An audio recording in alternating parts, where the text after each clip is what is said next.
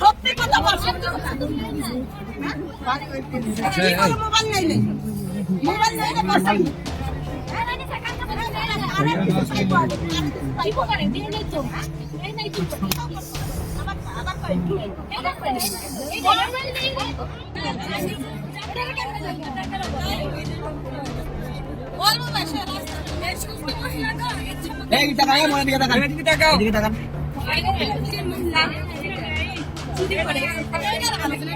ফেসবুকে একটা সোশ্যাল মিডিয়ার মাধ্যমে সবাই দেখে